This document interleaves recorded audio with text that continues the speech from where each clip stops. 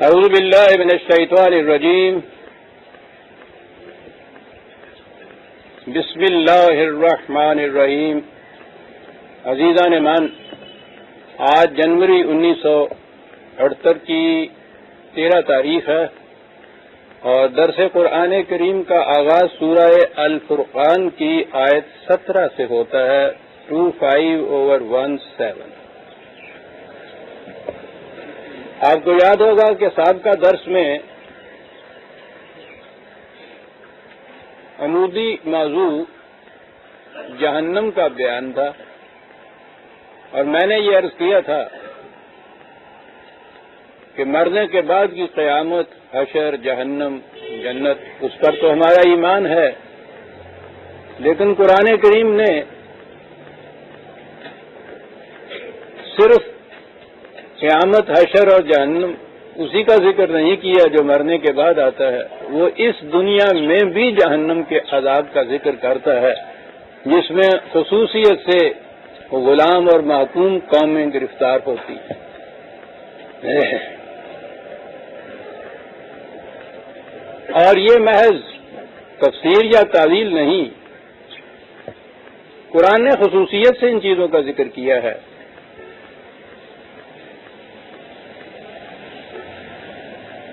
یہ ایک بہت بڑی سازش تھی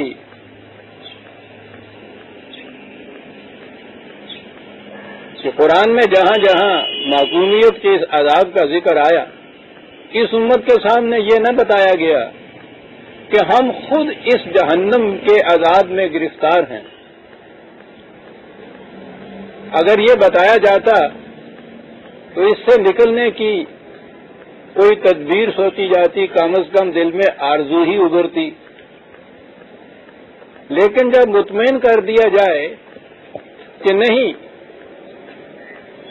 ان کا تعلق تو آخرت میں ہے اور آخرت میں صرف کفار اور مشرکین اور ملحد اور مرتدین یہ سب جہنم میں جائیں گے اور خدا کے محبوب کی امت کے لیے جنت لکھ دی گئی ہے، تو سیدھی بات ہے پھر جس حالت میں بھی ہم رہیں اس سے نکلنے کی کوئی خواہش یا آرزو کا پیدا ہونا تو ناممکنات میں سے. اتنا ہی نہیں بلکہ آگے ایک قدم بڑھے اور کہا کہ اس دنیا میں یہ مصیبتیں، تکلیفیں، نامساعد حالات خدا کے مقرب بندوں کی علامات ہیں.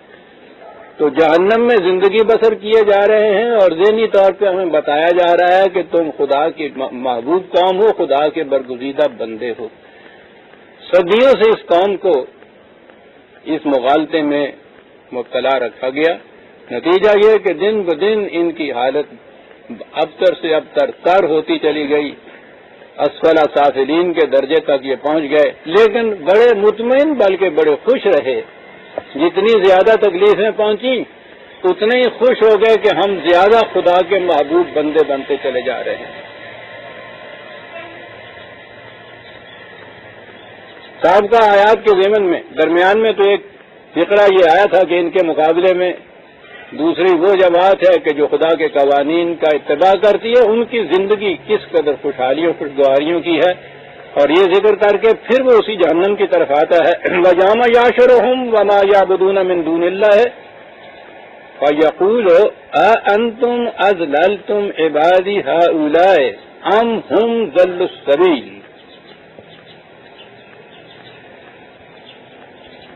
جس دن خدا اکٹھا کرے گا، اب یہاں آ گیا ما يَعْبُدُونَ مِن دُونِ اللَّهِ، جن کی عام ہمارے ہاں کی جو چلے آ رہا ہے ترجمہ اور جو تفسیر چلی آ رہی ہے کہ جن چیزوں کی یہ لوگ پرستش کرتے تھے خدا کو چھوڑ کر، انہیں اور انہیں اکٹھا کیا جائے گا اور ان سے جن کی یہ پرستش کرتے تھے پوچھا جائے گا کہ کیا تم نے ہمارے بندوں کو غلط راستے پہ ڈال دیا تھا. ان سے یہ پوچھا جائے گا. اب ہمارے ہاں تو یہ جہاں بھی آتا ہے کہ یہ پرستش کرتے تھے خدا کو چھوڑ کے کسی اور کی، تو وہ تو بت ہوتے ہیں. بتوں کے متعلق کہہ دیا جاتا ہے کہ وہ بت ہیں جن کی پرستش کی جاتی ہے خدا کو چھوڑ کے. تو اب یہاں بات یہ ہوگی کہ اللہ تعالیٰ ان بتوں سے پوچھے گا کہ کیا تم نے ہمارے بندوں کو گمراہ کیا تھا.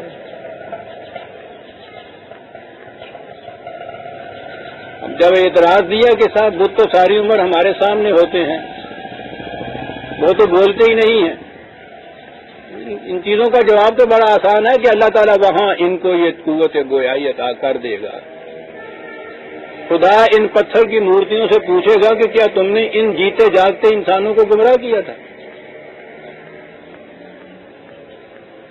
بس وہ عبادت کا مفہوم پرستش کیا، اور یہ جو پرستیدہ ہیں وہ یہ مٹی اور پتھر کی مورتیاں اور بت بنائے، اب ساری باتیں ان کی طرف منسوب کر دیں، نہ ہم مشرک ٹھہرے، نہ جن کی ہم معبودیت اختیار کیے ہوئے ہیں، محکومیت اختیار کیے ہوئے ہیں، غلامی اختیار کیے ہوئے ہیں، نہ وہ معبود بنے، نہ ان سے کسی قسم کی بات پر پرس ہوئی، نہ ہم سے کوئی سوال ہوا وہ بت پرستوں سے، اور ان کے بتوں سے معاملہ وہاں تک ٹھہر گیا۔ یہاں یہ قصہ اور قیامت میں یہ سوال جواب کا تعلق ان سے ہو گیا۔ ابھی میں عرض کرتا ہوں کہ قرآن کیا بات بتاتا ہے، یہ کن کی معبودیت تھی، کون تھے جن کے متعلق یہ کہا گیا ہے کہ کیا تم نے ہمارے بندوں کو گمراہ کیا تھا۔ قرآن کریم میں متعدد مقامات میں جہنم میں کچھ مکالمات کا ذکر آیا ہے جن کے درمیان واضح طور پہ وہ بتاتا ہے کہ لیڈروں میں اور ان کے جو عوام فالوورز یا متبعین ہیں ان میں باہمی مکالمے ہیں، بڑی تفصیل سے قرآن نے وہ مکالمات دیے ہیں۔ جہنم کے عذاب میں گرفتار ہونے کے بعد یہ عوام سب سے پہلے ان پہ اعتراض کرتے ہیں کہ تم تو ہمیں یہ کہتے تھے کہ ہمارے پیچھے پیچھے چلو، اور اس کے بعد دیکھو کہ کس قسم کی تمہیں خوشگواریوں کی زندگی عطا ہوتی ہے، کیا کیا چیزیں ملیں گی ہمارے نظام میں جب وہ قائم ہوگا، بس مدد کرو ہماری اس نظام کے قیام میں۔ پھر دیکھو راوی ایش لکھتا ہے، اور وہ یہ کہیں گے کہ ہم تو جہنم کے عذاب میں گرفتار ہو گئے، تم نے کیا کہا تھا اور یہ ہوا کیا؟ اب ان اعتراضات کو، ان سوالات کو دیکھیے، بڑے دلچسپ مکالمے ہیں۔ وہ تمام تفصیل تو بہرحال کسی اس وقت آئے گی جب یہ کچھ مقام سامنے آئیں گے، یعنی آیات سامنے آئیں گی۔ ضمناً سورہ سبا 34/31 سے ہی لے لیجیے۔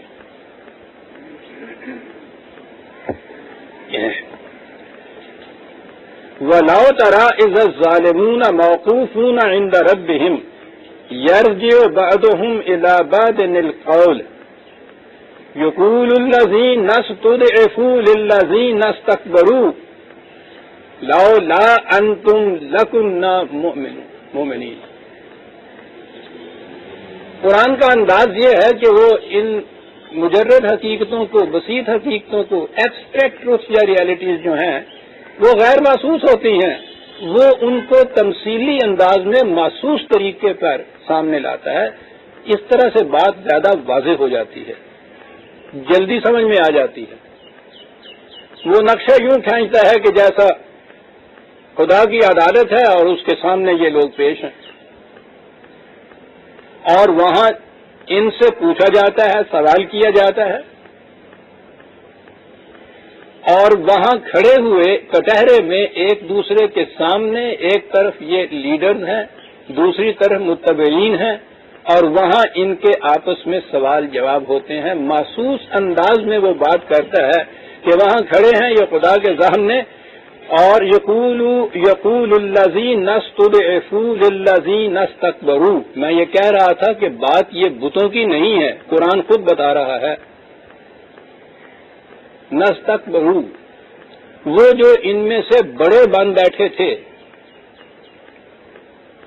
قرآن کے الفاظ پہ میں پھر عرض کروں گا نا، آپ آئیے، یہ ایک باب تو کافب رہی ہے جس میں سے اکبر اور کبریائی آتی ہے، لیکن یہ جو باب ہے نا استکبروا، اس کے معنی ہوتے ہیں کہ در حقیقت تو وہ ایسے نہیں تھے، بن بیٹھتے تھے ایسے، یعنی یہ زبان عجیب و غریب ہے. بنیادی معنی ایک ہوتے ہیں اس کے، وہ تو ہر لفظ کے اندر جھلکتے چلے جاتے ہیں. ان میں باب ہوتے ہیں مختلف، مثلا استفعال ہے، فعال ہے، استعال ہے.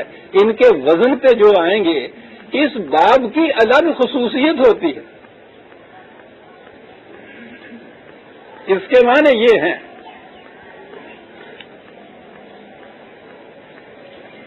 کہ جو لوگ ان میں سے بڑے بن بیٹھتے تھے، بڑے بننے کی خواہش ہوتی تھی، وہ ان لوگوں سے دوسری طرف ہے للذین استضعفوا، جنہیں کمزور کر دیا گیا تھا. یہ ہے باب کا خاص، یا جنہیں کمزور سمجھ لیا گیا تھا، بنا دیا گیا تھا. اس لیے کہ قرآن کریم کی روح سے تو تمام انسان یکساں ہوتے، انہیں تو انسان کچھ بنا دیتا ہے. یذبحون ابناءہم، انسان کرتا ہے ان میں، ابنائے قوم کو ذبح کرتا چلا جاتا ہے اور باقیوں کو کمزور کرتا چلا جاتا ہے اور خود خدا بنتا چلا جاتا ہے. کہا کہ وہ لوگ کہ جنہیں یہاں کمزور کر دیا گیا تھا، سمجھ لیا گیا تھا، وہ ان سے کہیں گے جو یہاں ان کے ہاں کے بڑے بن بیٹھے تھے. اب عزیزان ایمان خود سمجھ لیجئے کہ بات بتوں کی تو نہیں ہو رہی. ان سے یہ کہیں گے کہ لولا انتم لکنا مؤمنین، اگر تم نہ ہوتے ہمارے ہاں تو ہم واقعی صحیح راستے پہ چلتے جو خدا نے ہمیں بتایا تھا. یہ تمہاری وجہ سے ہے کہ ہم نے وہ راستہ چھوڑا اور غلط راستہ اختیار کیا. قال الذین استکبروا للذین استضعفوا انحن صددناکم عن الہدی بعد اذ جاءکم بل کنتم مجرمین. وہ ان سے کہیں گے کہ خدا کی طرف سے صحیح ہدایت اور رہنمائی تو تمہارے سامنے آ چکی تھی، کیا تم آج چھاتی پہ ہاتھ رکھ کے کہہ سکتے ہو کہ ہم نے تمہیں گمراہ کیا سوچ رہائی سے؟ اصل بات یہ ہے کہ تم ہی نہیں اس کے اوپر چلنا چاہتے تھے، تم خود مجرم تھے، ہم نے تو تم سے صرف فائدہ اٹھایا. بڑی عظیم بات کہہ دی.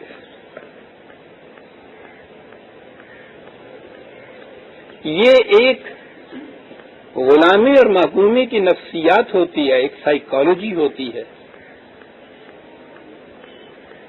یہ خود نہیں اس راستے پہ چلنا چاہتے اور اونٹے کو ٹھیلتے کا بہانہ یہ جو درمیان میں خدا بننا چاہتے ہیں وہ ذرا سا ان کو اشارہ کرتے ہیں اور یہ لبک کے ان کے پیچھے چل دیتے ہیں.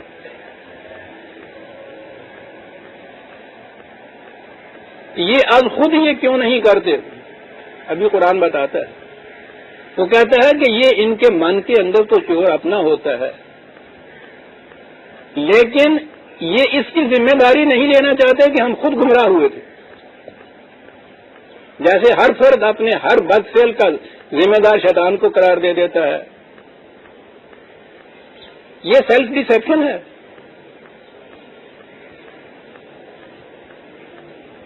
یہ اپنے آپ کو خود ایک مغالطے میں رکھنا ہے. فریب نفس ہے جسے کہا جاتا ہے. یہ جو ابلیس یا شیطان کی طرف ہم منسوب کر دیتے ہیں ہم اپنے ہر برے کام کو، یہ در حقیقت فریب نفس ہے کہ ہم اس کی ذمہ داری اپنے اوپر نہیں لینا چاہتے، قبول نہیں کرنا چاہتے، اعتراف نہیں کرنا چاہتے. یا یہ جو کہہ دیا جاتا ہے یہ تو ابلیس کی طرف کرنے والے تو گناہ گار مجرم ہوئے ہماری طرح کے. یہ جو اللہ کے بظاہر مقدس بندے ہیں، میں مقدس کوٹڈ کہہ رہا ہوں، وہ جو کہہ رہے ہیں کہ صاحب یہ تو اللہ کی مرضی سے سب کچھ یہاں ہوتا ہے، اس کے حکم کے بغیر پتہ نہیں ہلتا. بات یہ بھی وہی ہے کہ یہ جو ہم سے غلطیاں ہوتی ہیں، ہم سے گناہ سرزد ہوتے ہیں، تو انسان تو مجبور واقعہ ہوا ہے، خدا کے حکم کے بغیر تو کچھ ہو ہی نہیں سکتا.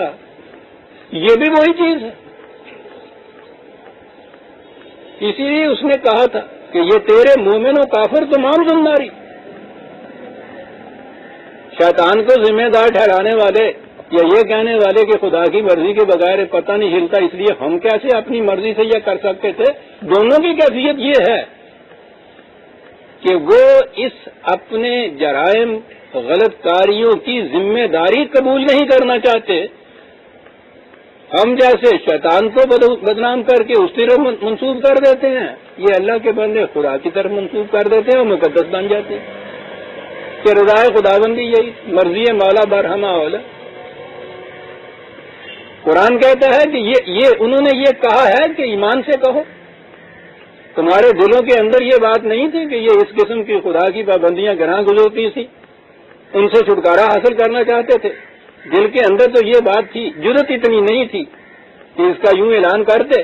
تم تو چاہتے تھے کہ کسی طرح سے ذرا سی جھنڈی سبز جھنڈی کو دکھائے اور گاڑی چل پڑے. وہ گاڑی تو چلنے کے لیے پہلے تیار کھڑی ہوتی، انجن تیار نہ ہو چلنے کے لیے لاکھ جھنڈیاں دکھاتا رہے یہ گاڑ چل ہی نہیں سکتی. تو انہوں نے کہا کہ تم خود مجرم تھے لیکن یہ جرت نہیں تھی تمہارے اندر. اس کے جواب میں یہ کہیں گے قال الذین استضعفوا للذین استكبروا بل مکر اللیل والنہار اذ تأمروننا ان نکفر باللہ ونجعل له اندادا. کہا تم ہمیں کیسے یہ کہہ سکتے؟ وہ جو دن رات تم پلانز بناتے رہتے تھے، سازشیں کرتے رہتے تھے، پولیٹیکل چالیں چلتے رہتے تھے کہ اس طرح سے انہیں الجھاؤ، اس طرح سے پیچھے اپنے لگاؤ، کہ یہ جو کچھ تم کرتے رہتے تھے ہم تو اس کی وجہ سے پھنس گئے.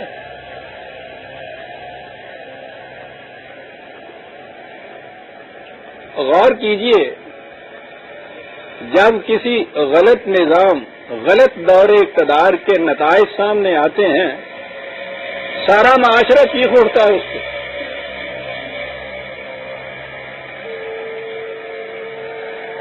یہ اوپر والوں سے کہیے کہ تمہاری وجہ سے یہ ہوا تو انہوں نے کہا کہ ہم کیا برے ہیں، جیسا دودھ ہوتا ہے اسی قسم کی بلائی آتی. کسی قوم کے پیدا کرتا ہے نا، ہم قوم ہی ایسی.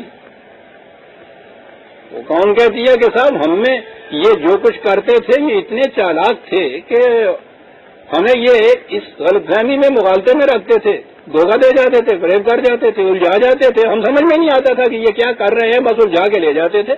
تو ہم تو اس طرح سے مارے جاتے تھے، ہم تو بالکل بدھو واقع ہوئے تھے. ذمہ داری قبول نہیں کرتا. ابھی میں عرض کرتا ہوں قرآن کیا کہتا ہے.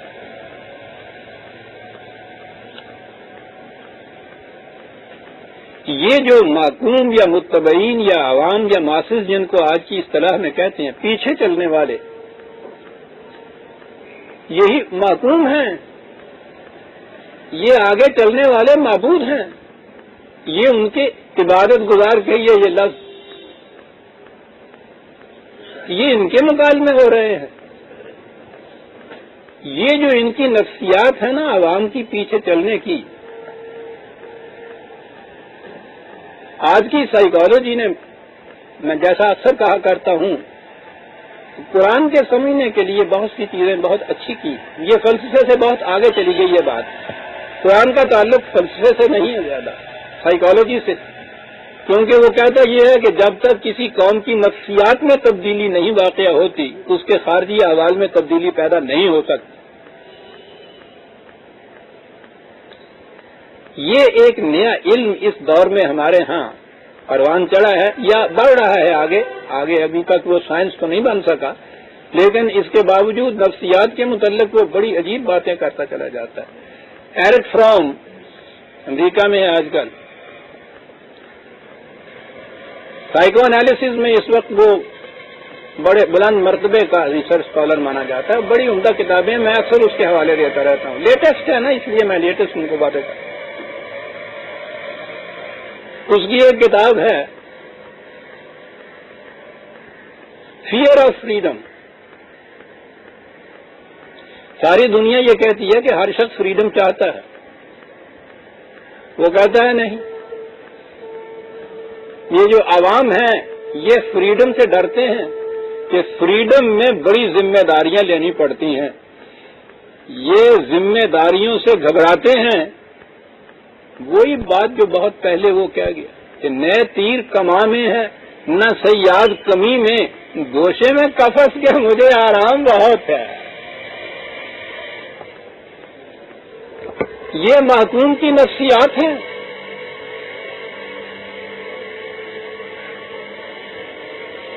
یہ غالب بھی اس کی نگاہ نفسیات پہ بڑی گہری جاتی تھی شخص کی۔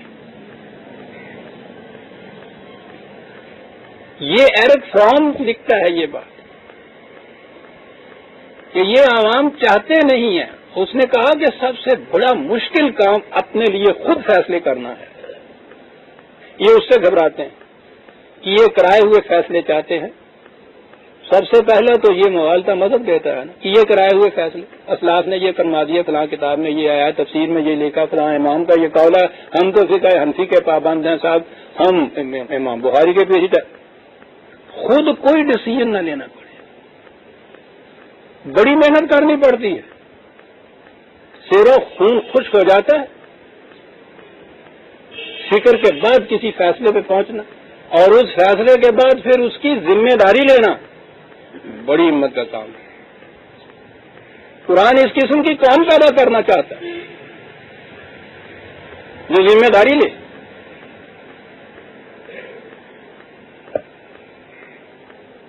وہ شخص یہ لکھتا ہے اس پوری کتاب میں کہ یہ فیئر آف فریڈم ہے جس سے اس قسم کے بنے بنائے عوام ان لیڈروں کو ہاتھ آ جاتے۔ یہ ان کے اندر کی چیز ہے، وہ چاہتے ہیں کہ کوئی ذمہ داری سنبھال لے اور وہ اس کو ایکسپلائٹ کر جاتے ہیں۔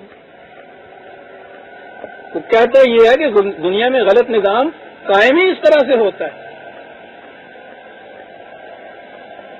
اب دیکھیے یہ قرآن یہ جو مکالمات پیش کر رہا ہے جہنم میں، یہ انہی کے مکالمے ہیں نا، انہی کی نفسیاتی کیفیت ہے۔ وہ ان کو مورد الزام قرار دیتے ہیں لیڈر عوام کو، عوام انہیں اس کا ذمہ دار ٹھہراتے ہیں۔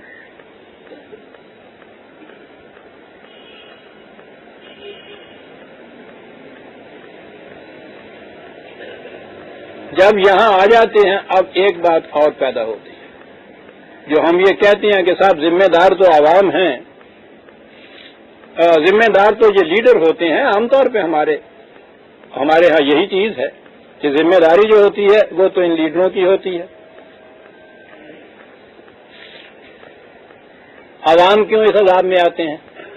جیسے ہم آپ آج کل اپنے آپ کو یہ فریب دیتے ہیں کہ صاحب ہم نے کیا کیا تھا، نہ کوئی لوٹ مچائی، نہ کوئی دھاندلی کی، نہ کوئی حاصل کیا، تو خام خواہ میں اس عذاب کے اندر ہم بھی گرفتار ہیں۔ تو ہم یہ سمجھتے ہیں نا کہ ہمیں الگ ہونا چاہیے تھا، جہنم میں تو انہی کو ہونا چاہیے تھے، یہ جو بڑے بڑے لیڈر تھے۔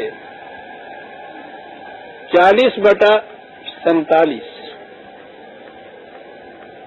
وَإِذْ يَتَحَاجُّونَ فِي النَّارِ فَيَقُولُ الضُّعَفَاءُ لِلَّذِينَ اسْتَكْبَرُوا إِنَّا كُنَّا لَكُمْ تَبَعًا فَهَلْ أَنْتُمْ مُغْنُونَ عَنَّا نَصِيبًا مِنَ النَّارِ۔ یہ جو عوام ہوں گے، میں اب یہی ترجمہ کروں گا فالوورز کا، ورنہ ترجمہ وہی ہے جو فالوورز ہیں اور یہ لیڈر جو ہیں، یہ ان سے بڑوں سے کہیں گے کہ تم ہمیں کشاں کشاں اس منزل میں لے آئے ہو۔ کیا الفاظ ہیں قرآن کے عزیزان من، سورہ ابراہیم میں جو ہے کہ وائے بر حال قوم کارواں، کہ جس کے کارواں سالار اس قوم کو اس منڈی میں لے آئے جہاں اس جنس کاسد کا کوئی خریدار نہیں۔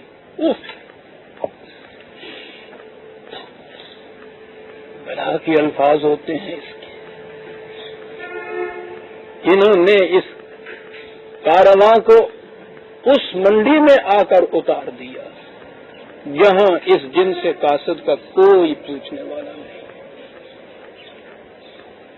وہ یہ ان سے کہتے ہیں کہ تم تو ہمیں بڑے بڑے سبز باغ دکھایا کرتے تھے، یہ کہاں آ گئے؟ تو تم اتنی ذمہ داری لیا کرتے تھے، کوئی بات نہیں، کچھ ہوگا، ہم ذمہ دار ہیں صاحب. تو کہا تم ذمہ داری لیتے تھے تو آج کچھ اس عذاب میں سے چھڑاؤ ہمیں.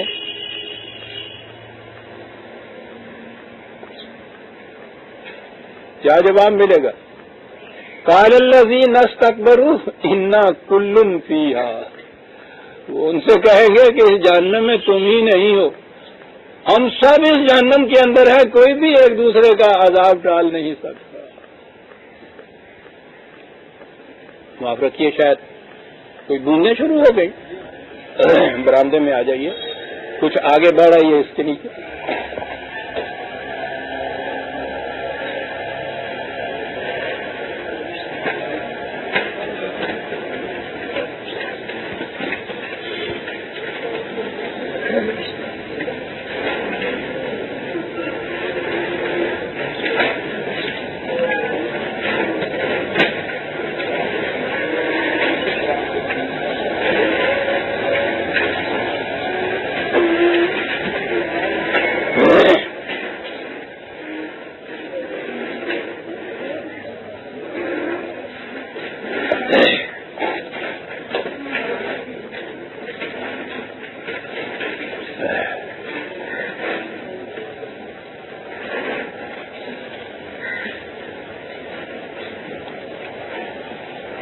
یہ کلن فیہا جو ہے، آپ دیکھتے ہیں کہ اس میں قرآن بھی ان فالوورز کو بری الذمہ قرار نہیں دے رہا. ابھی وہ بتاتا ہے انہیں کہ تمہارا جرم کیا ہے.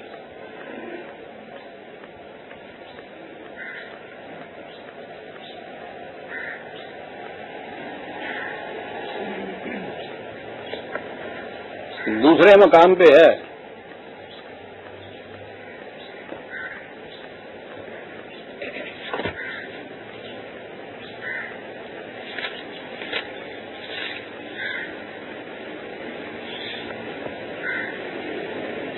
(33/66) 33/6667. یوم تقلب وجوہہم فی النار یقولون یا لیتنا اطعنا اللہ واطعنا الرسول.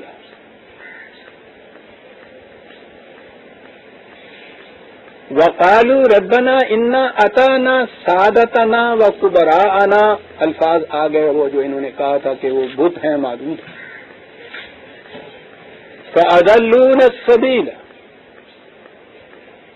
وہاں یہ جو فالوورز ہیں یہ کہیں گے کہ کاش ہم خدا اور اس کے رسول کی اطاعت کرتے، صحیح نظام خداوندی کی اطاعت کرتے. اس کے بجائے ہم نے اپنے سادتنا و کبراءنا، یہ دونوں آ گئے اس میں. یہ آج کی اصطلاح میں سیاسی لیڈر بھی سادتنا اور مذہبی رہنما بھی کبراءنا، ہم نے ان کی اطاعت کی اور انہوں نے ہمیں خدا کی طرف جانے والے راستے سے گمراہ کر دیا. یہ علماء و مشائخ کے متعلق تو قرآن نے بالتصریح کہا ہے، 9/35 ہے سورہ توبہ کی غالباً وہ آیت، جس میں یہ کہا ہے کہ یہ احبار و رہبان یصدون عن سبیل اللہ. دعویٰ ان کا یہ ہے کہ یہ خدا کی طرف جانے والے راستے کی طرف تمہیں لیے چلے جا رہے ہیں، حالانکہ خدا کی طرف جانے والے راستے میں سب سے بڑی رکاوٹ یہی لوگ ہیں.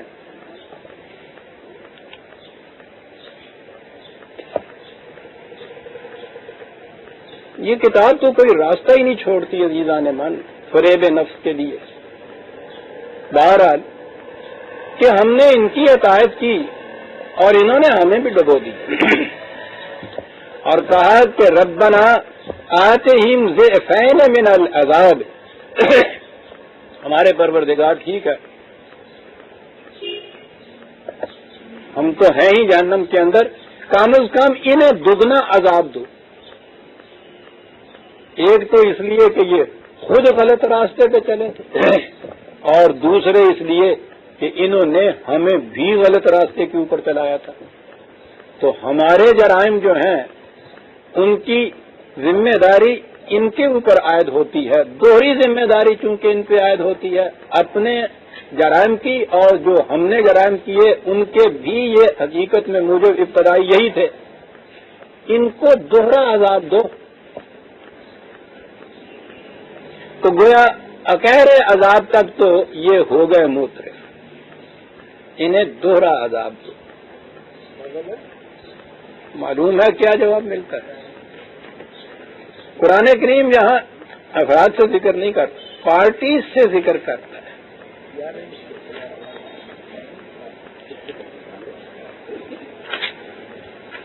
7/38 ہے غالبا 3/30. وہ کہتا ہے جہنم کی کیفیت یہ ہوگی،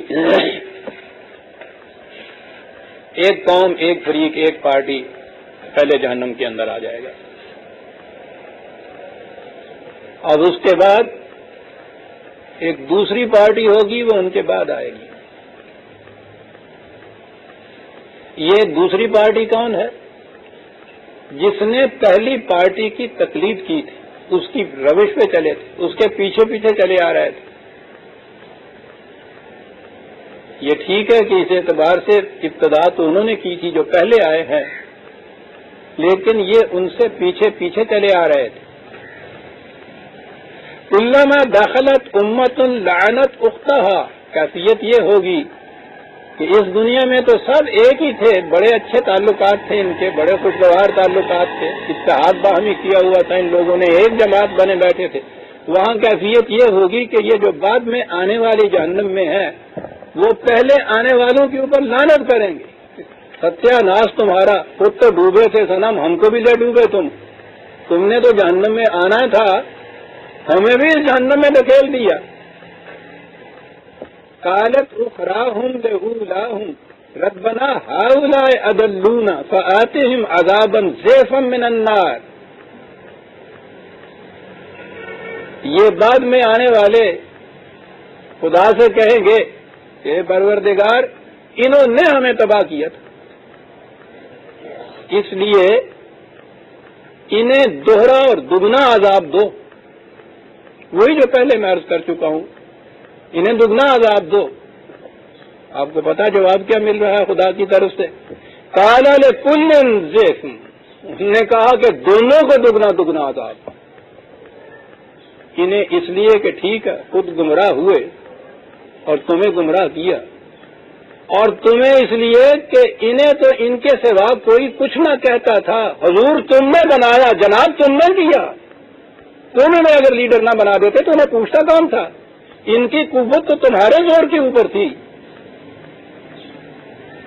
اس لیے انہیں اگر تم کہتے ہو کہ دگنا عذاب دیا جائے ان کے جرائم کا، اور یہ ایک جو تمہیں گمراہ کیا ان جرائم کا، تمہیں دگنا عذاب اس لیے ہے کہ تم نے ان کو لیڈر بنایا، اس لیے انہوں نے جو جرائم کیا ہے اس کی قوت کا موجب تو تم ہو.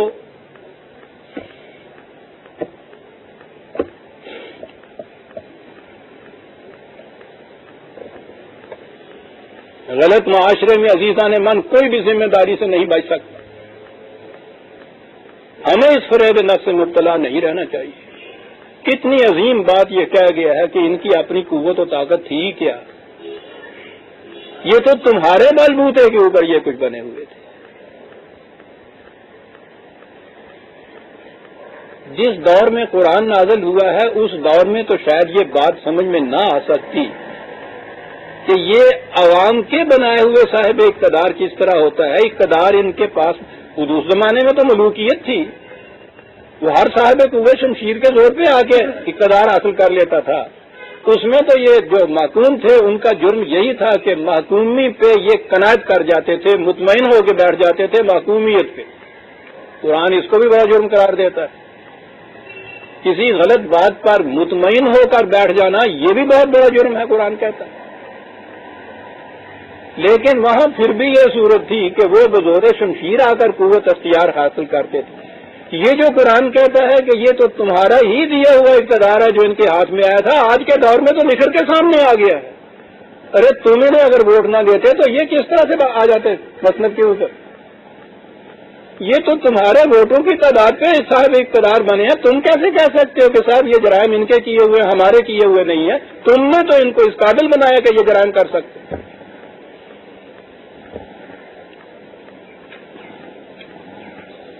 اس لیے اگر ان کے لیے دگنی سزا کا مطالبہ کر رہے ہو تو دگنی سزا تمہیں بھی ساتھ ملنی چاہیے، اور ملتی ہے عزیزان مان۔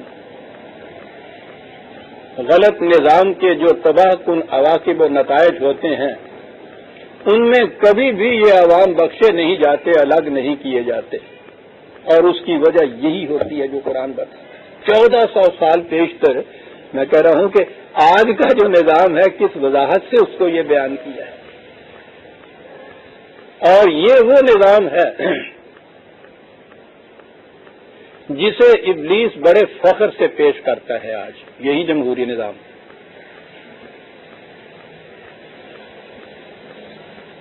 میں کئی دفعہ یہ کہا کرتا ہوں کہ علامہ اقبال کی ارمغان حجاز میں جو ان کی نظم اردو کی ہے آخری، بڑی لمبی نظم ہے، ابلیس کی مجلس شورا، وہ بڑے غور سے پڑھنے کی ہے۔ یہ ہے میرے ذہن میں، ایک دفعہ پہلے بھی یہ کیا تھا کہ ایک خاص نشست میں، خاص تقریب میں غالباً میں نے یہ پوری نظم پیش کی تھی، تمام سندوں حوالوں کے ساتھ اور دور حاضرہ کے تقاضوں کے متعلق۔ پوری نظم تو نہیں، یہ آج کے اس قرآن کے عنوان کے نسبت سے چند اشعار اس کے یہ پیش کرتا ہوں۔ وہ ہے بڑی دلچسپ چیز، علامہ نے بھی یہ چیزیں جو ہیں محاکاتی انداز میں، ڈرامائی انداز میں پیش کیا۔ وہ کہہ یہ رہا ہے کہ کیبنٹ ہو رہی تھی، اس میں وزیر اعظم جو تھے یا صدر مملکت جو تھے وہ خود ابلیس تھے اور باقی ان کے مشیر تھے، وزراء یا مشیر، اور وہ ریویو کر رہے تھے۔ معاف رکھیے گا، ٹھنڈا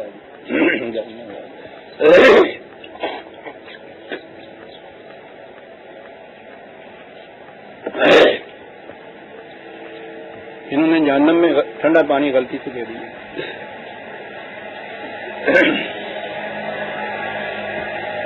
وہ ریویو کرتے ہیں جو انہوں نے نظام ابلیسی قائم کیا ہوا ہے اس کے متعلق، اس کے نتائج کیا ہوئے، کوئی خامیاں رہ گئیں، کیا کیا چیزیں برآمد ہوئیں، آئندہ پروگرام کیا ہے، کیا کرنا ہے۔ تو ان میں سے ہر ایک مشیر یا وزیر اپنی اپنی وہ جو شعبہ ہوتا ہے، ڈپارٹمنٹ ہوتا ہے، منسٹری ہوتی ہے، اس کی رپورٹ پیش کرتا ہے کہ میں نے اپنے ہاں یہ کیا انسانوں کو تباہ کرنے کے لیے، دوسرا کہتا ہے کہ میں نے اپنے شعبے میں یہ کیا ہے۔ وہ سنتا رہتا ہے، چھوٹی چھوٹی تنقید بھی کرتا ہے، اور آخر میں پھر بتاتا ہے کہ یہ سب چیزیں جو ہیں یہ ناکام ہیں، میں تمہیں بتاتا ہوں کرنا کیا چاہیے۔ بڑی عجیب نظم، کرنا کیا چاہیے میں ابھی بتا دوں۔ وہ یہ کہتا ہے کہ دنیا میں کسی نظام سے ہمیں ڈر نہیں ہے، کسی قوم سے ہمیں خطرہ کچھ نہیں، ایک ہی ڈرنے کی بات ہے کہ ہو نہ جائے آشکارا شرع پیغمبر کہیں، بس یہ ہے کرنے کا کام، باقی سارے نظام اپنی موت آپ مر جائیں گے۔ یہ جو قرآن کا نظام ہے یہ ہے جس سے خطرہ ہے ابلیسی نظام سے، خطرہ ہے ابلیسی نظام کو، اور اس کے لیے میں پروگرام تمہیں دیتا ہوں، اور پروگرام یہ ہے کہ مست رکھو ذکر و فکر صبح گاہی میں انہیں، پختہ تر کر دو مزاج خان کا ہی میں انہیں، اور پھر ستے خیرہ ہے۔ اس نظم میں پہلا مشیر پیش کر رہا ہے یہ ابلیسی نظام جو ہے جس میں قوموں کو محکوم رکھا جاتا ہے۔ اس میں کیا شک ہے کہ محکم ہے یہ ابلیسی نظام، پختہ تر اس سے ہوئے خوئے غلامی میں عوام، خوئے غلامی میں، مجبوراً جبراً کسی کو غلام بنا لینا اور بات ہے، اس میں خوئے غلامی کا پیدا کر دینا اور پھر اس میں ان کا پختہ ہو جانا، یہ ہے اصل چیز ابلیسیت۔ پختہ تر اس سے ہوئے خوئے غلامی میں عوام، اور سنیے کہ کیا کس طرح سے پختہ تر ہونے کے بعد ہوتا کیا ہے ازل سے ان غریبوں کے مقدر میں سجود، ان کی فطرت کا تقاضا ہے نماز بے قیام۔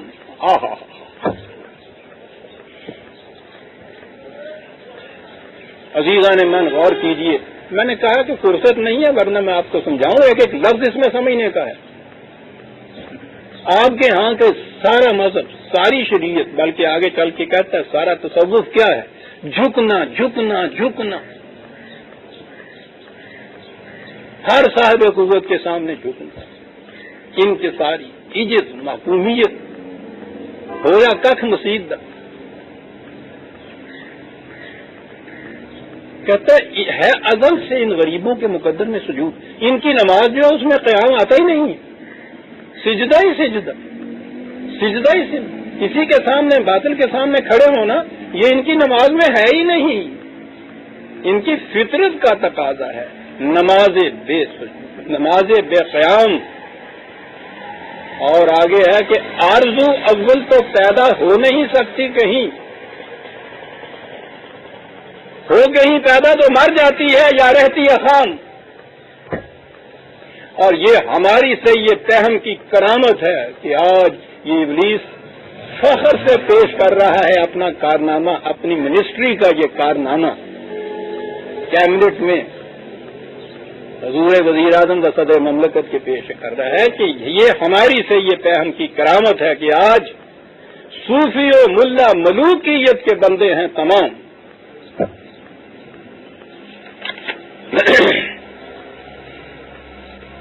اور آگے ہے کہ ہم نے اس کام کے لیے کیا کیا۔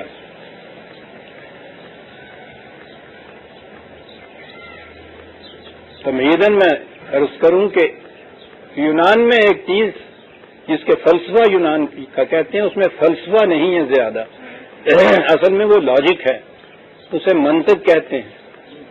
ہمارے ہاں اس کے لیے علم الکلام کی اصطلاح آئی ہوئی، مسلمانوں نے جب حاصل کیا، یونان والوں کے ترجمے کی، اپنے ہاں اس کو انہوں نے اختیار کیا اس کو، اور اس کا نام انہوں نے علم الکلام رکھا، منطق یا لاجک۔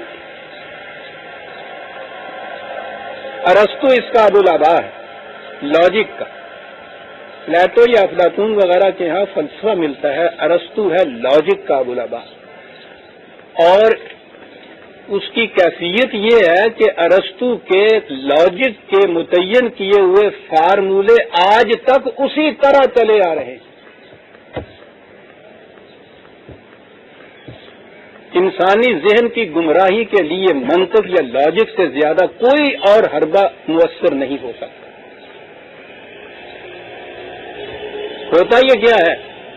صرف الفاظ کا گورکھ دھندا، کچھ نہیں ہوتا اس کے اندر۔ وہ کسی چیز کو ریئلٹی میں کوئی چیز مانتے ہی نہیں ہے کہ کوئی حقیقت میں بھی کوئی قدر یا اقدار ہیں۔ جس چیز کو جو چاہے الفاظ کے ہیر پھیر سے ثابت کر دیتے ہیں۔ ان کا دعویٰ ہے کہ کہو تو ہم پیتل کو سونا ثابت کر دیں، کہو تو سونے کو پیتل ثابت کر دیں۔ اس قدر گرفت ہوتی ہے ذہن کے اوپر ان کے ان فارمولوں کی، ان کے ان الفاظ کی، کہ انسان کا ذہن اس میں سے نکل ہی نہیں سکتا۔ میں نے عرض کیا کہ سب سے زیادہ مؤثر حربہ یہ ہے انسان کے ذہن کو معوف کرنے کا، الجھنوں میں ڈالنے کا۔ پوچھو نہیں جس دور کے اندر یہ خود فقیر اس دور سے گزرا ہے، کیا کیفیت تھی پتہ نہیں، وہاں سے کیسے نکل گیا ہوں، اللہ تعالیٰ کا فضل ہے اور کچھ نہیں۔ اس کے مقابلے میں یہ جو چیز ہے ذہنی، منطق اور فلسفہ ذہنی چیز ہوتی ہے۔ اس کے مقابلے میں ہمارے ہاں تصوف کو اختیار کیا گیا، یہ ایجاد نہیں کیا گیا، یہ بھی مانگ کے لیا ہم نے، یہ بھی یونان سے لیا ہے۔ تصوف کا تعلق انسان کے جذبات سے ہوتا ہے، اس میں دماغ، فکر، ذہن، خرد کو آنے ہی نہیں دیا جاتا، لٹ دے کے اس کے پیچھے یہ پھرتے رہتے ہیں۔ تصور کے اندر ہمارے ہاں یہ ہے کہ اپنے آپ کو سنا کر دو، نہ رہے بانس نہ بجے بانسری۔ انسان کی اپنی انڈیویجویلٹی، اس کا تشخص، اس کی خودی، اس کا آئی ایمنیس سب ختم ہو جاتا ہے، یہ باقی نہیں رہتا۔ کافر ہوں جو میں سمجھوں کہ میں بھی کچھ ہوں، جو کچھ ہے سو تو ہے، میرا ایمان یہی ہے۔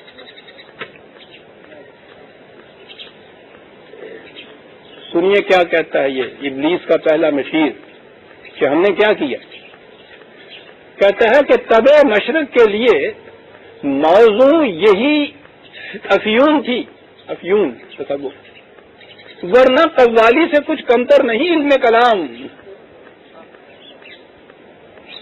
وہ ہم چاہتے تو علم کلام کو بھی عام کر سکتے تھے، قوالی سے مراد یہاں تصوف ہے، وہ بھی تھا، لیکن یہ جو مشرق کی طبع ہے اس میں شروع سے ہی مذہب زیادہ مشرق کے اندر آیا ہے۔ یہ جتنے بڑے بڑے پیغمبر ہیں آپ دیکھیں گے کہ مشرق کی طرف آئے۔ مشرق کو عام طور پر جذبات پرست کہا جاتا ہے۔ کہہ رہا ہے کہ میرے ذہن میں تھا کہ منطق تو یہاں عام کروں ان مسلمانوں کے اندر، لیکن میں نے یہ سمجھا کہ نہیں، ان کے لیے زیادہ مؤثر حربہ جو ہے تصوف کا ہے، تو میں نے یہاں تصوف کو عام کر دی۔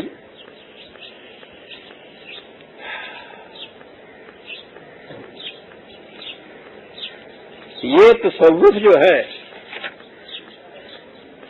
اقبال کے بہت کچھ لکھا ہے اس میں، مسکینیوں محکومیوں ناامیدی جاوید، جس کا یہ تصوف ہو وہ اسلام کا ایجاد۔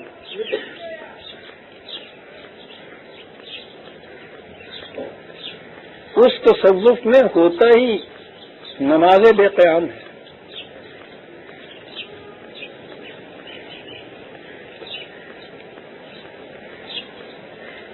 اس دنیا سے ترک، مادہ سے ترک، ہر میٹیریل شے کو قابل نفرت سمجھنا، دنیاوی زندگی کو جیل خانہ قرار دے دینا، اسے مردار سمجھنا،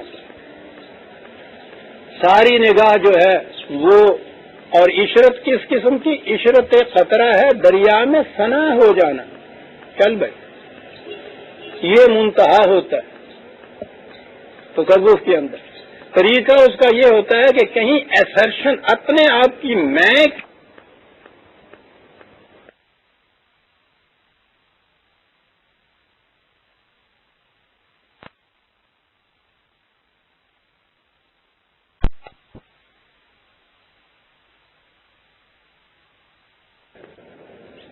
پتا ہے نا تو انویدا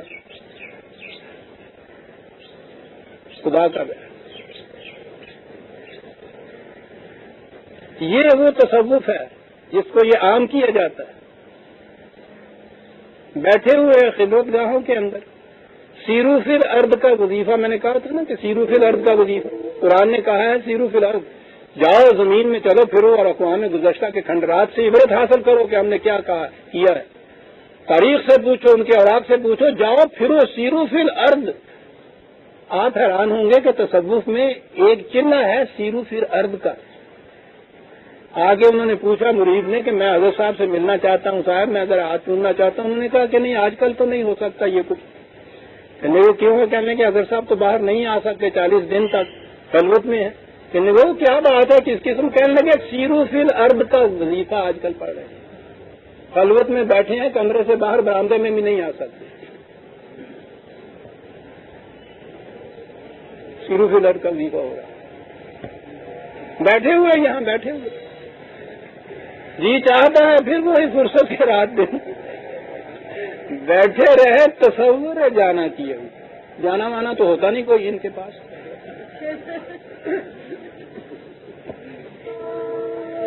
تصور جانا کیے،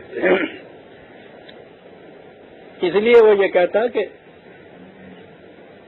اگر نہ سہل ہوں تجھ پر زمین کے ہنگامے، بری ہے مستی اندیشہ ہائے افلاکی، مستی نشہ۔ بات تو اس زمین کے ہنگامے جو ہے ان کو سہل کرنا تھا انسان کے لیے، لیکن کہتا ہے اگر یہ نہ ہو، زمین کے ہنگامے اگر سہل نہ ہوں تو بری ہے مستی اندیشہ ہائے افلاکی۔ ایک اور شعر ہے کہ غلام قوموں کے علم و عرفاں کی ہے یہی رمز آشکارا، غلام قوموں کے علم و عرفاں کی ہے یہی رمز آشکارا، زمین اگر تنگ ہے تو کیا ہے، فضائے گردوں ہے بے کرانا کوئی بات نہیں ہے، زمین اگر تنگ ہے تو کیا ہے۔ وہ جو میں وہ دو بھائیوں کی وہ تقسیم جائیداد کا قصہ سنایا کرتا ہوں کہ وہ ایک ہی کوٹھا تھا، باپ کا چھوڑا ہوا، دونوں نے تقسیم کرنا تھا۔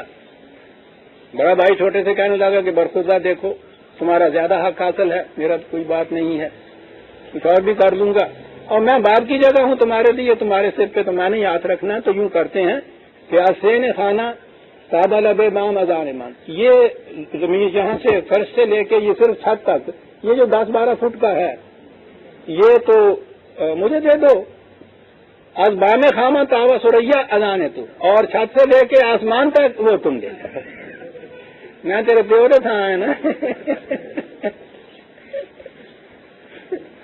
یہ ہے تصور، زمین اگر تنگ ہے تو کیا ہے، فضائے گردوں ہے بے کرانا۔ اور یہاں تو پھر اس فضائے گردوں کو کہا جاتا ہے، آپ کے مذہب کی دنیا میں تو سارا قصہ ہی آخرت کی جنت پہ رکھ دیا جاتا ہے، ایسا سبق باغ دکھاتے ہیں، کوٹڈ کہہ رہا ہوں کہ یہ دنیا اور دنیا کا سارا قصہ جو ہے یہ کفار اور مشرکین کے لیے رکھا جاتا ہے، اور وہ بام خانہ سے تابا سریا اور اس سے آگے پھر تابا سدرۃ المنتہا وہ اس قوم کے حصے میں لکھ دیا جاتا ہے۔ کہتا ہے تب مشرق کے لیے موضوع یہی افیون تھی،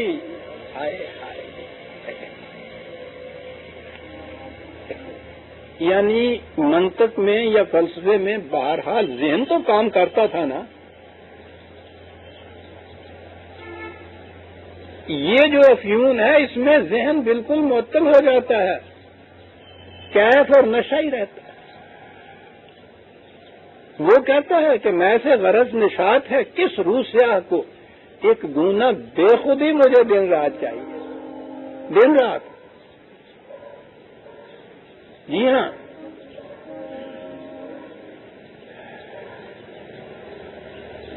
کسی وقت بھی ہوش میں نہ ہو، ذرا سی بھی آنکھ ذرا نیم وا بھی ہونے لگے، کیا کہہ گیا کمبا، ہوش میں آ رہا ہوں میں، چشمے ساقی تیری دعائی ہے، اور بلا آ نہیں گیا، آ رہا ہوں میں، بڑا خطرہ ہے۔ کبے مشرق کے لیے موضوع یہی افیون تھی،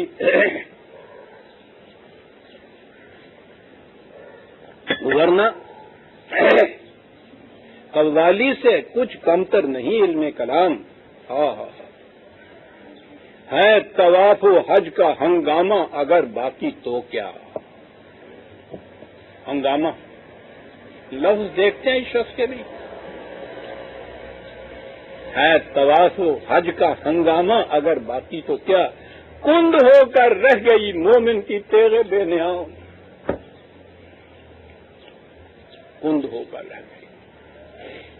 اور آخر میں آپ کو وہ کہتا ہے کہ ایک اور تو اور انتہا ہو گئی کہ ایک نبی مل گیا تم کو، قادیانی، اس نے کیا کہا، کہتا ہے کس کی ناامیدی پہ حجت ہے یہ فرمان جدید، ناامیدی پہ، مایوسی پہ یہ سند اور حجت ہے، کیا ہے جہاد اس دور میں مرد مسلمان پر حرام، چل قصہ ہی ختم ہو گیا، یہ آخری نبی آ کہنے واسطے آتی ہے اس قوم میں۔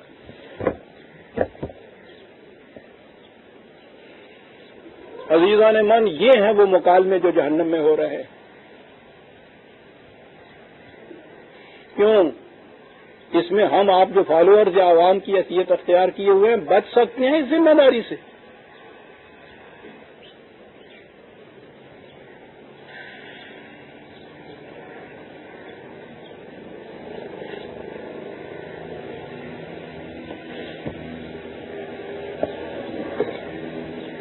آ جائیے پھر اسی طرح وَيَوْمَ يَحْشُرُهُمْ وَمَا يَعْبُدُونَ مِن دُونِ اللَّهِ فَيَقُولُ أَأَنتُمْ أَضْلَلْتُمْ عِبَادِي هَؤُلَاءِ أَمْ هُمْ ضَلُّوا السَّبِيلَ، کیا لیڈروں سے، بڑوں سے، مقتدیان طریقت سے، علماء و مشائخ سے پوچھا جائے گا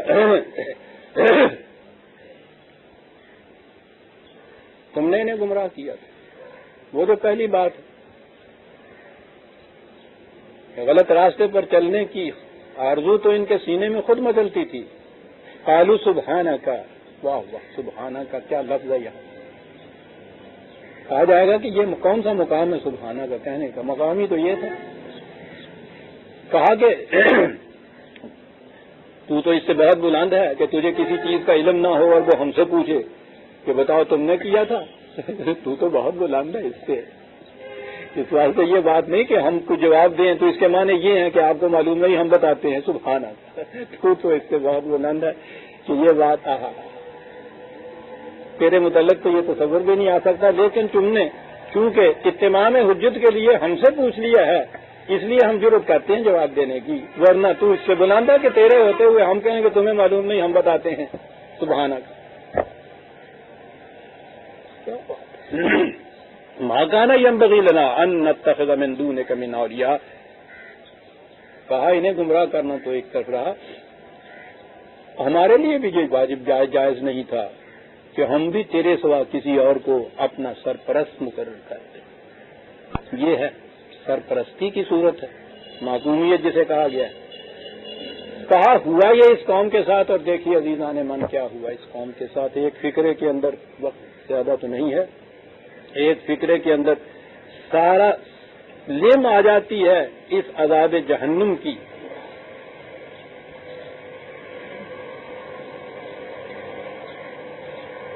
قرآن کریم نے مفلسی اور غریبی کو، بھوک جس کا نام ہے، اسے اس نے خدا کا عذاب قرار دیا. لباس الجوع والخوف، 16/112.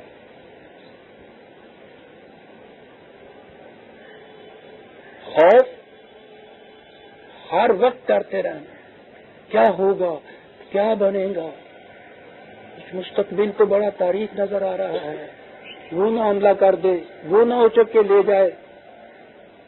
جہنم کے اندر بدترین چیز کسی معصوم قوم کی کہ خوف، والجوع، بھوک. غلہ نہیں رہے ان ملک میں، فلان جگہ سے لینا پڑے گا، فلان جگہ سے درآمد کرنا پڑے گا، کیا بنے گا اگر یہ نہ رہا. ڈر اور بھوک خدا نے کہا عذاب ہے.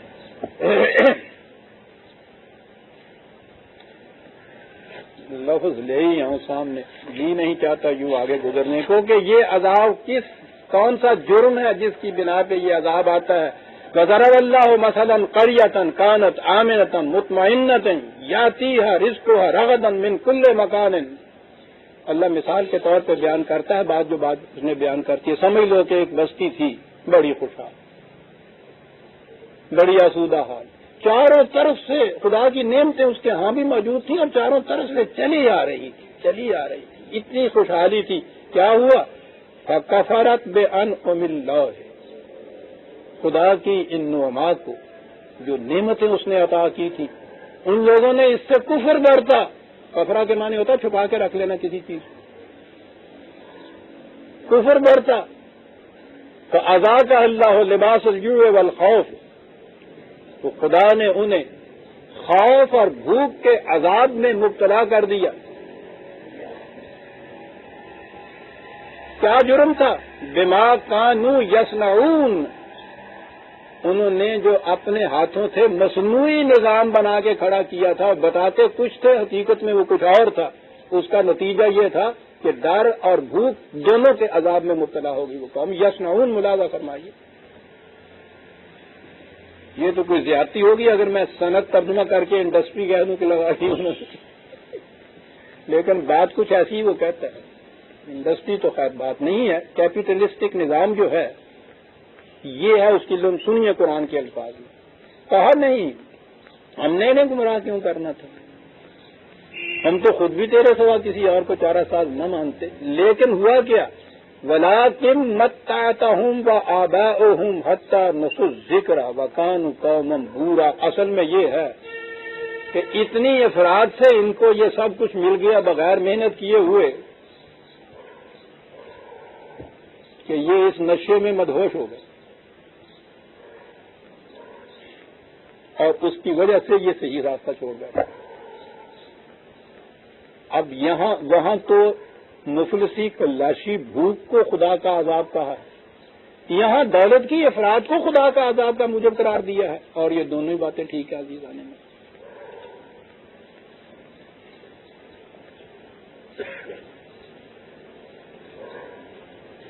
دوسرے مقام پہ ہے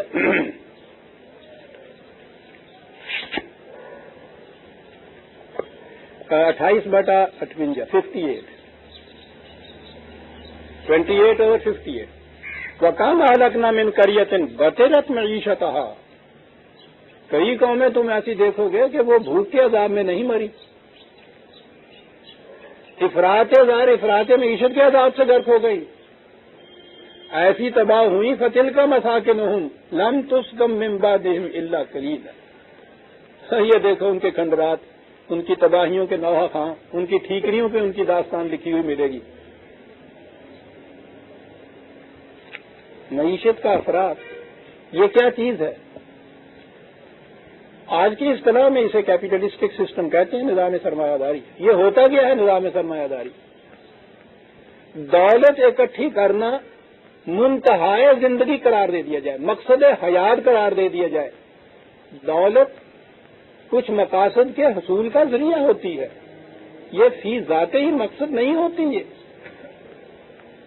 جیسے تلوار ایک مقصد خود نہیں ہوتی، وہ کسی مقصد کے حصول کا ذریعہ ہوتی۔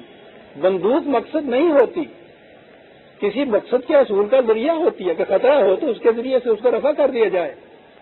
اور اگر یہی چیزیں مقصود حیات بن جائیں، اکٹھا کیے جاؤ اکٹھا کیے جاؤ اکٹھا کیے جاؤ، کہا کہ یہ انسان کے اندر ایک تبدیلی پیدا کرتی ہے، اکٹھا کرنے کی حوث۔ کیا بات ہے قرآن کی! ویل لکل ہمزۃ لمزۃ الذی، یہ ہمزۃ لمزۃ چھوڑ دیجیے، 104 ہے یہ سورت۔ تباہی ہے اس کے لیے۔ کون ہے یہ؟ الذی جمع مالہ وعددہ، وہ جو دولت اکٹھی کرتا ہے اور پھر وہ اتنا ہی کام اس کا رہ جاتا ہے کہ روز بینک بیلنس دیکھتا چلا جائے، اب اتنا ہو گیا، ابھی کم ہے، 99 کا پھیر ہمارے یہاں کہتے تھے اس کو، ابھی کم ہے اور اس میں جمع کیا جائے۔ یعنی اندازہ لائیے عزیزان من قرآن کے انداز، اس دور کے اندر یہ بات کہنا جمع مالہ وعددہ، صرف جمع مالہ جرم نہیں قرار دیا، جمع کرنے کے بعد صحیح مصارف پہ خرچ کیا جائے، اس کو بڑے بڑے مقاصد اس سے حل ہوتے ہیں، لیکن جمع کیا جائے تو مقصد حیات یہ بن جائے صرف کہ وہ اس کو گنتا رہے۔ یہ ہے کیپیٹلسٹک سسٹم۔ الحاکم التکاثر ہوتا زرتم المقابر، وہ کہتا کیا حوث ہوتی ہے؟ دوسرے سے بڑھ جانے کی، آگے نکل جانے کی حوث، تو اس سے زیادہ میرے پاس آئے۔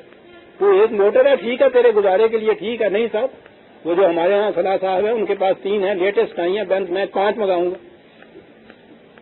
الحاکم التکاثر، ایک دوسرے سے بڑھ جانے کی حوث، وہ انسان کو غافل کرتی ہے مقصد حیات سے، حتیٰ زرتم المقابر، اور اس حوث کا تو ٹھکانہ ہی کوئی نہیں ہوتا، قبر تک پہنچ کے بھی یہ حوث جو ہے اس کی آگ ٹھنڈی نہیں ہوتی۔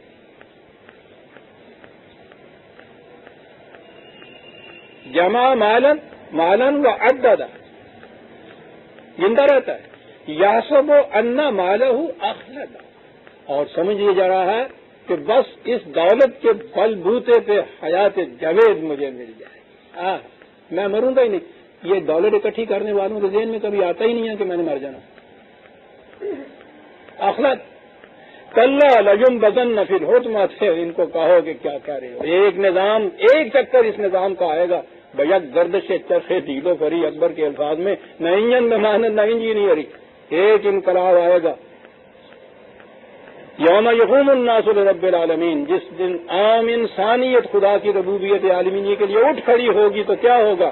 یہ تمہارا مال و دولت ٹکڑے ٹکڑے کر کے جہنم کے اندر، اسی جہنم کے اندر ڈال دیا جائے گا۔ کون سی جہنم ہے وہ؟ نار اللہ الموقدۃ التی تطلع علی الافئدہ، باہر کہیں آگ نہیں جلی ہوئی وہ ہوتی، وہ تمہارے دلوں کے اندر آگ جلی ہوئی ہوتی ہے، ان شعلوں میں اس تیری دولت کو ڈال دیا جائے گا۔ انہا علیہم موصدۃ فی عمد ممددہ، تو سمجھتا ہے کہ یہ بڑے بڑے ستون جو ہیں دولت کے میرے لیے ممد حیات ہیں، یہی تو تیری تباہی کا باعث ہے۔ جمع مالہ و عدہ، وہ کہتا ہے کہ ان کی تباہی کا موجب یہ تھا، باعث یہ تھا وَلَٰكِن مَتَّعْتَهُمْ وَآبَاؤُهُمْ حَتَّىٰ نَسُوا الذِّكْرَ وَكَانُوا قَوْمًا بُورًا، اس لیے تیرے قوانین کو انہوں نے نظر انداز کر دیا اور تباہ ہونے والی قوم ہوگی۔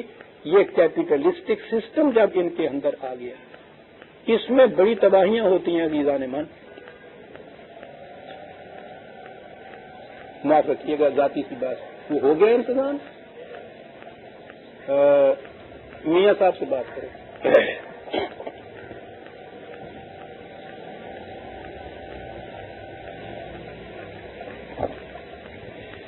کیپیٹلسٹ سسٹم میں دو ہوتے ہیں، ایک وہ تو بے شمار دولت اکٹھی کر دیتا ہے، دوسرے وہ ہوتے ہیں جو محتاج ہوتے ہیں۔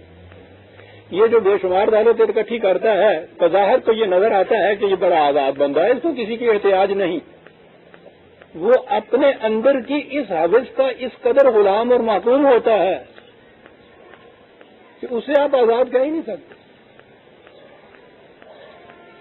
یہ جو باہر والے ہیں ان کو اگر اس میں یہ چیزیں جو ہیں ان کی ضروریات زندگی دے بھی دی جاتی ہیں تو ان کو اس قیمت پہ دی جاتی ہیں کہ ان کی آزادی سلب کر لی جاتی ہے۔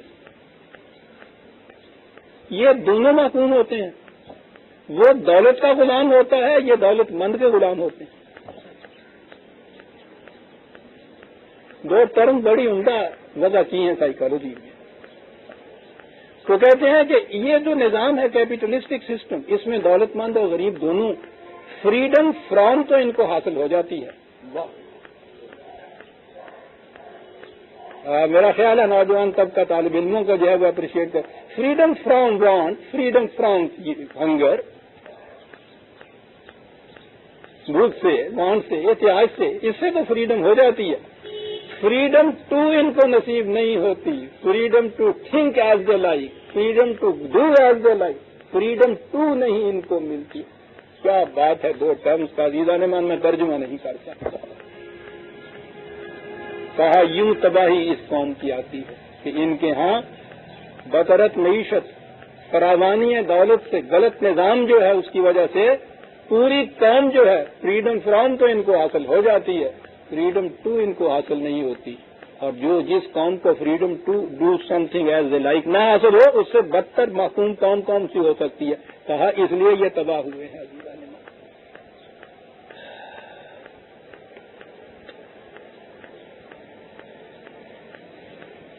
حتی نسوا الذکر، اس وجہ سے ان لوگوں نے یہ خدا تیرے قوانین کو نظر انداز کر دیا، پیچھے ڈال دیا، اور اس نے یہ کہا ہے کہ وَمَنْ أَعْرَضَ عَنْ ذِكْرِي فَإِنَّ لَهُ مَعِيشَةً ضَنْكًا 20/118، کہ جو ہمارے ذکر کو، ہمارے ضابطۂ قوانین کو ترک کر دے گا، پس پشت ڈال دے گا، اس کی معیشت تنگ ہو جائے گی اس دنیا میں، وَنَحْشُرُهُ يَوْمَ الْقِيَامَةِ أَعْمَىٰ، اور قیامت کے دن بھی وہ اندھا اٹھایا جائے گا۔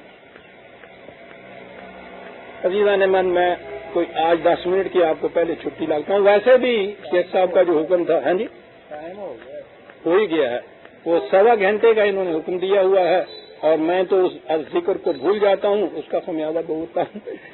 تو 17، 18 دو ہی آیتیں ہم لے گئے، باقی بڑے کام کی ہو گئی۔ 18، 19ویں آیت سے ہم آئندہ لیں گے۔ ربنا تقبل منا انک انت السمیع العلیم۔ شکریہ۔